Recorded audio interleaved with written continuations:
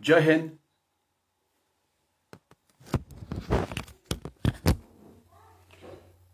Jai Hind. This is Brigadier Hemant Mahajan. The subject that we are going to speak today is Yasin Malik. A news just come just now that Yasin Malik has been given twice imprisonment and plus 10 lakh rupees in 10 lakh rupees as fine. What we need to analyze today is to what exactly is the implication of this fine and how will it affect the course of terrorism in our country. Let us start off by saying what is the exact status now. Who was Yasin Malik? Why? What was he charged with? Why was he given punishment? What effect it will have on terrorism in Kashmir? And more important, what is the way ahead as far as Kashmir is concerned?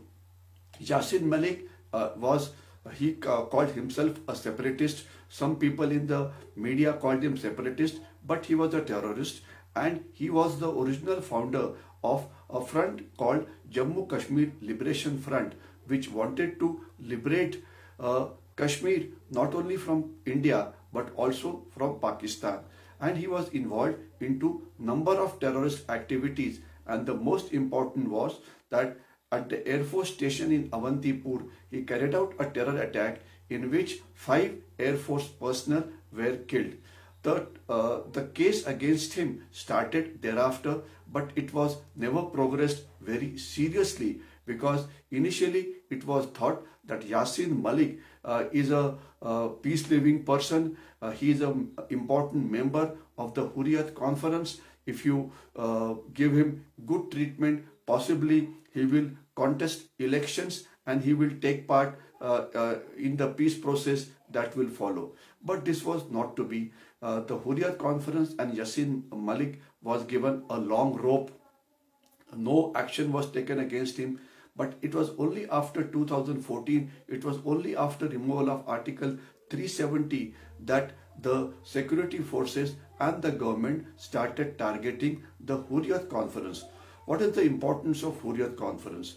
While anti-terrorist activities were carried out, anti-terrorist operations were carried out by the Indian Army very regularly in Kashmir, but the important part was that the supporters of terrorist activities were actually never,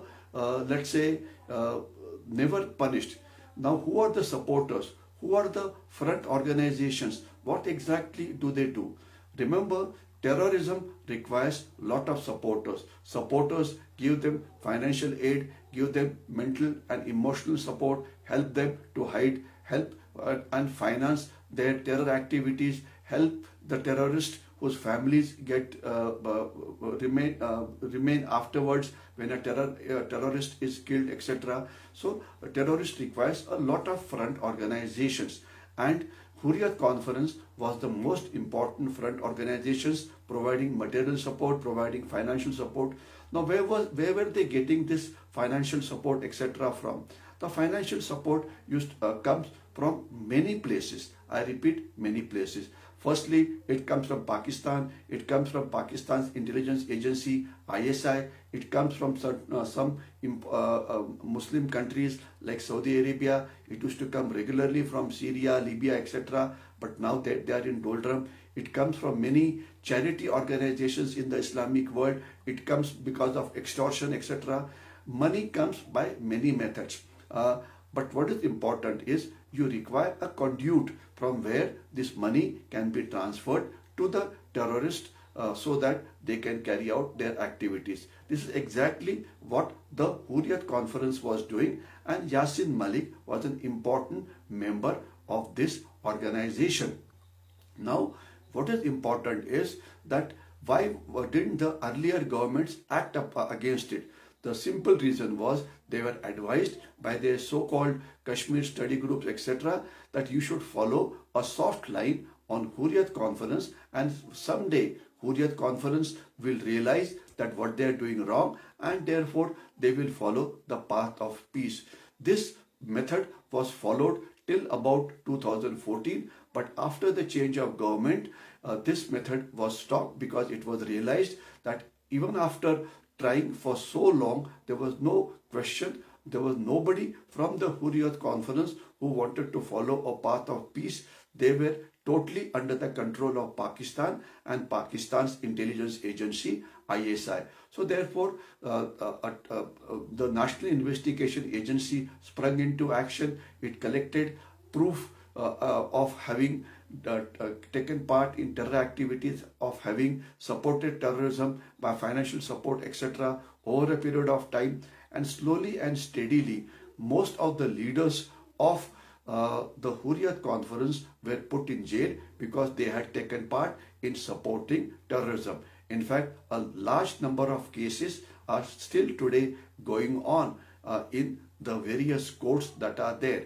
And Yasin Malik was one such case. Now, in this case, finally, the trial is over today, and the court has given a large number of punishments to Yasin Malik, meaning whatever the National Investigation Agency put up as a proof has been accepted. Now, therefore, Malik has been given a large number of punishment. Of course, what happens is Malik still gets an opportunity to go in the go to the High Court, go to the Supreme Court, etc. Let us see what he's going to do. But this is just the beginning of let's say, tackling the various supporters of terrorism, because it has been said number of times that it is not only terrorists which are important, but their supporters are equally important. So therefore, it is important to target the supporters. And Hurriyat Conference is a front organization which was going and helping the terrorists which were carrying out terrorist activities. Now today, when we look at terrorism in Kashmir, it is limited to Kashmir Valley. There is no resident terrorist in the area south of Pir Panjal, that is Jammu, Udhampur, Rajouri, Akhnoor, etc. Terrorism is restricted to Kashmir Valley, which is broadly 130 to 140 kilometers long and 30 to 40 kilometers is the breadth. And it is surrounded by the Shamshabari range, Shamshabari mountains and the Pir Panjal. So today, if you want to finish off terrorism, the financial support from the front organizations like Hurriyat Conference must be stopped, and cases proceeded against all other Hurriyats and all other front organizations who have been helping terrorist activities. Now, today, conviction of Yasin Malik is one important step in this particular operation. And let us hope that the cases against others also start in a fast-track courts, and they are also punished under the laws of the land. So now, what is the future as far as terrorism is in Kashmir Valley is concerned? Well, what we must understand today, that the biggest supporters of terrorism, that is China and Pakistan, today themselves are in a doldrum. Pakistan today, there's a political unrest. Political parties in Pakistan are busy fighting with each other.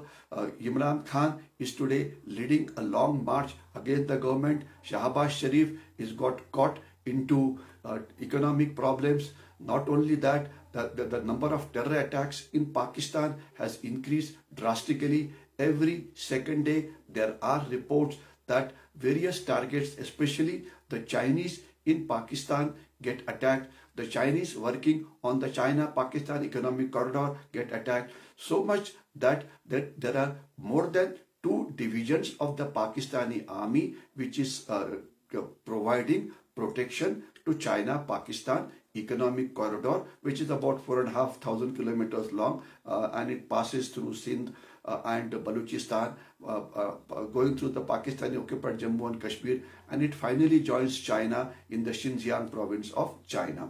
So today, CPSC corridor, which was a flagship, has been attacked repeatedly, and the Chinese have been told to protect themselves. Chinese have been told that you take care of yourself, and the Pakistani army is carrying out a large number of anti-terrorist activities against the Baluchi Liberation Army and many others to ensure that their security is given to the China-Pakistan economic corridor.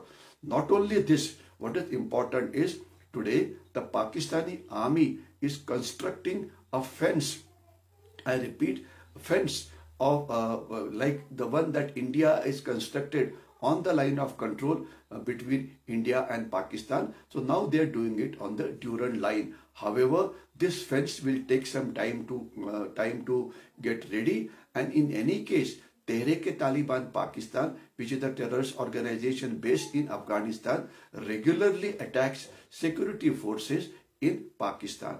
So terror activities in Pakistan are at an all-time high.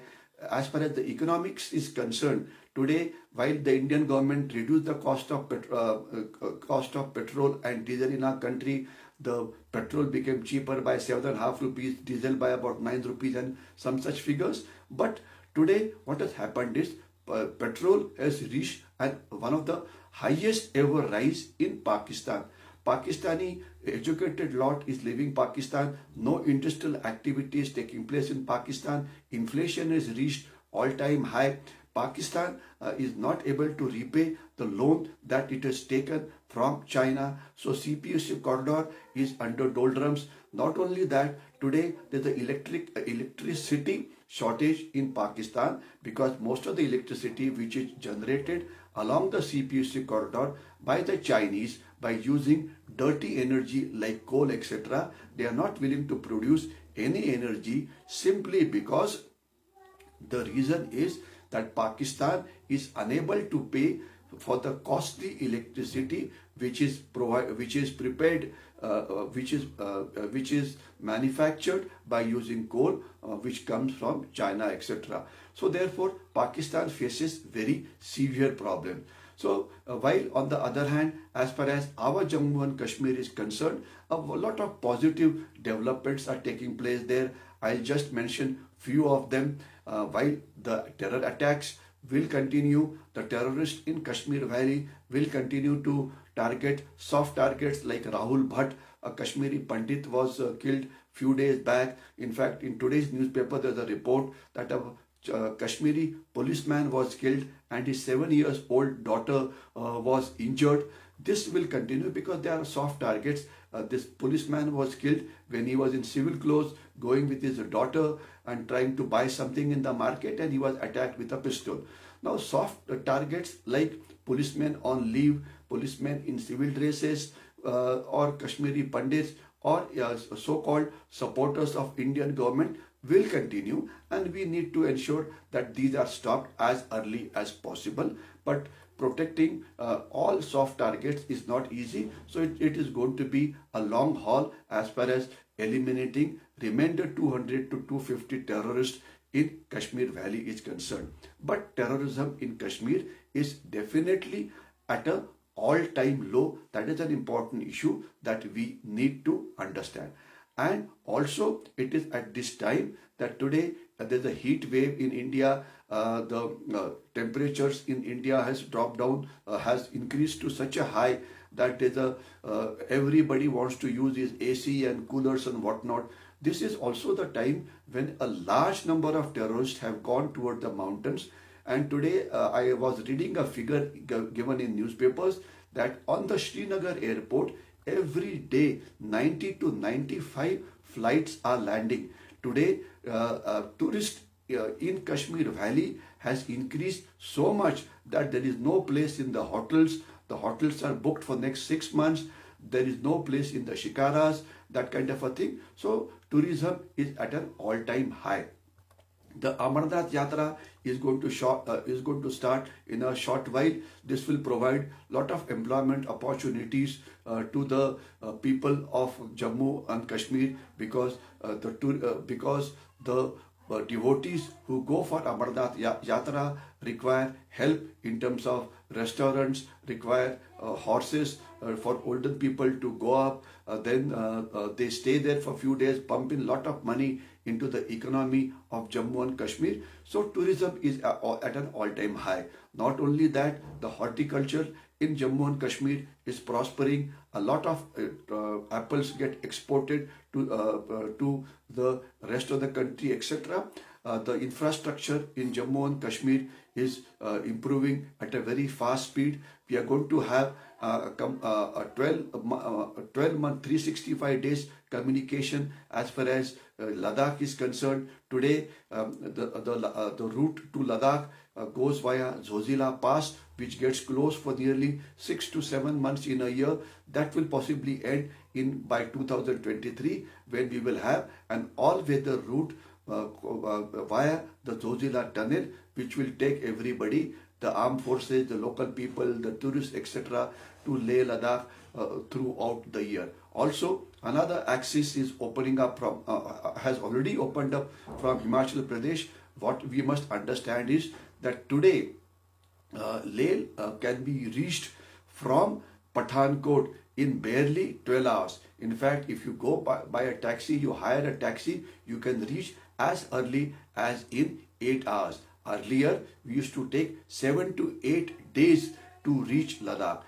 Government is busy encouraging tourism in Ladakh. Not only that, the tourists are permitted to even go to places such as Pangangso Lake, Galwan Valley, where we killed 70 Chinese soldiers, and of course we lost 20 soldiers, including one Colonel Babu, who was awarded Mahavir Chakra there, and 19 other soldiers from Bihar Regiment, RT, etc. But there today the Ladakh has also received an all-time high as far as tourism is concerned. So therefore, as far as Jammu and Kashmir is concerned, including Ladakh, is today is on a route to growth, route to economic activity. Democracy is being revived at a grassroots level by district development council elections, and possibly we'll have elections for the Jammu and Kashmir Assembly in a short while, which I'm sure will be announced now. So now is the time to carry out all-out offensive action against supporters of Jammu, the terrorists in Jammu and Kashmir, various front organizations, so that we are able to give a final blow to the terrorism in Jammu and Kashmir. So punishment given to Yasin Malik is one important step in punishing the supporters of terrorism in Jammu and Kashmir. Let us hope that this will continue, and we will catch the remainder front organizations who are supporting terrorism in Kashmir Valley, and in next few months or next 1 to 2 years, we will be able to eliminate terrorism from Kashmir Valley completely, and Kashmir will join the path of progress. I'll stop here. If you like the video, like it and share it with as many people as possible. Jai Hind.